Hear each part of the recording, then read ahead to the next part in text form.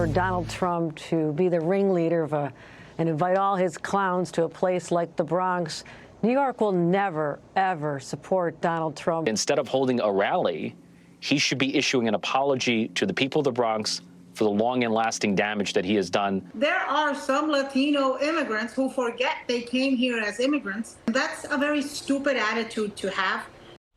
Well, critics of Donald Trump are melting down over the massive turnout at his rally this week in the South Bronx, while shaming residents there for supporting the former president.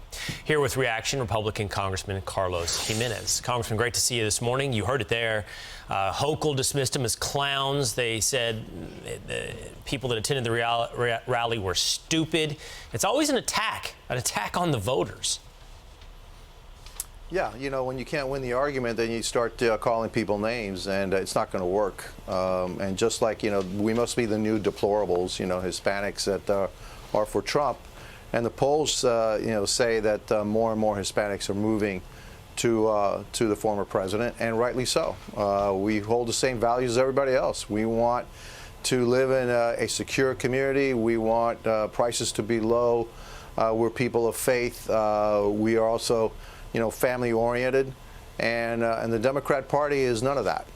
And so the gig is up for the Democrats. There's something and so else. When the gig is up, yep, the gig is up. So they resort to calling us names. Well, there is something else. I want to ask you this, Congressman. I've also seen this dismissed as, I saw somebody saying they were all white. I don't know. We're not supposed to believe our eyes, what we see right there in the South Bronx. But, you know, and I take what you said, and I take it seriously about the policies and the issues that affect people no matter what their race or ethnicity. That being said, there is an attachment to an individual here. Trump himself has appealed to these minority voters in a way that Republicans have not done so in the past, at least at the presidential level. Why is that? What do you think is the appeal of Donald Trump? Because he just tells the truth. You know, he's not the normal politician. He tells it like it is. And every once in a while he may insult somebody, and that's the way it is. And people just like that honesty of Donald Trump. They also like his policies. Look, when he was president, Hispanics and African Americans had, you know, the highest employment rates in history, and we're doing better than any other time in history. We remember that too. So yeah, it's a combination of factors as to why more and more Latinos, Hispanics are with Trump, and more African Americans are with Trump too.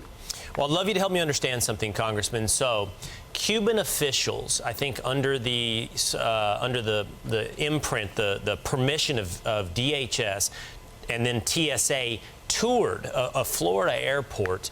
Behind the scenes, apparently, according to some, even into secure areas to, I don't know, understand American security issues.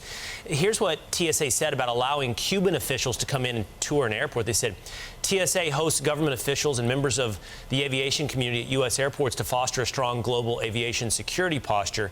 U.S. and Cuban authorities jointly manage the airspace between Cuba and the U.S. and ensure the safety and security of travelers using our airports. So does that rationale add up for why we would allow Cuban officials into secure areas of American airports? Absolutely not.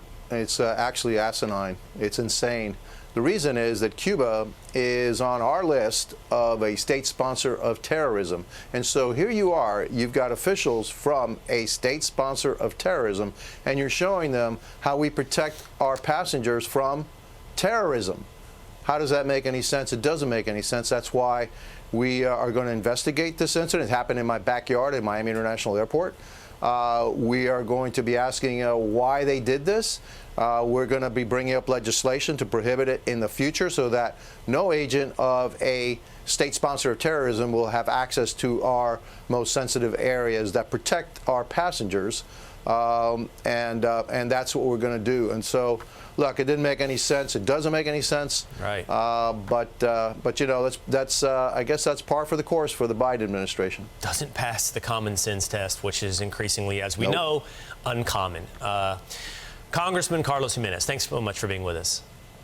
I'm Steve Ducey. I'm Brian Kilmeade. And I'm Ainsley Earhart. And click here to subscribe to the Fox News YouTube page to catch our hottest interviews and most compelling analysis.